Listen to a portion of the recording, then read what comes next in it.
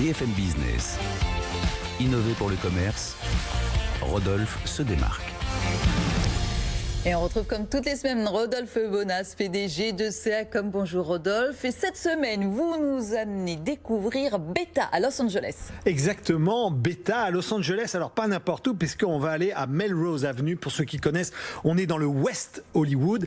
Découvrir un concept tout à fait extraordinaire, puisqu'il s'appelle le Forum. Alors qu'est-ce que c'est? C'est à la fois finalement de l'innovation, de la créativité et aussi énormément de technologie. Vous allez voir, c'est très malin comme système. Alors, le lieu accueille les fameuses DNVB, vous savez, ces marques du digital qui n'ont pas l'occasion de rencontrer leur public. On l'a déjà vu jouer. Alors là, il faut imaginer l'environnement. C'est pas très grand, mais c'est comme un appartement de luxe, si vous voulez, où en vous baladant un peu comme chez vous, vous découvrez tantôt sur des cintres, des présentoirs, tantôt dans la bibliothèque, des vêtements, des matériels de déco ou encore de la maroquinerie. Jusqu'ici, tout va bien. Alors, c'est très haut de gamme quand même. Il faut pas se tromper quand même, Karine.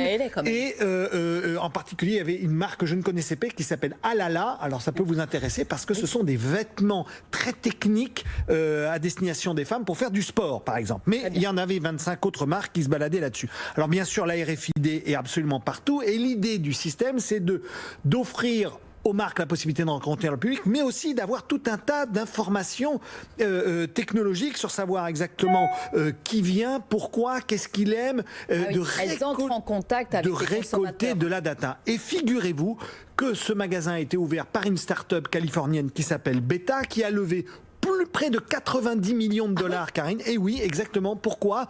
Parce qu'on a compris que à la fois les DNVB étaient capables de payer pour rencontrer leur public, mais mieux que ça, c'est-à-dire que cette marque devient aussi prescriptrice de ces marques pour d'autres magasins. Et c'est pour ça qu'ils ont un accord, par exemple, avec Macy's. Et dans les magasins Macy's aujourd'hui, vous trouvez des marques véhiculées par cette start-up. Donc on voit très bien ici, dans ce concept, se marier le digital, le physique, les acteurs de demain et les acteurs d'hier. Visitez ce magasin parce que je crois qu'il y a beaucoup d'innovation derrière. Merci et merci beaucoup Rodolphe Bonas, PDG de CA-Com. À la semaine prochaine. BFM Business.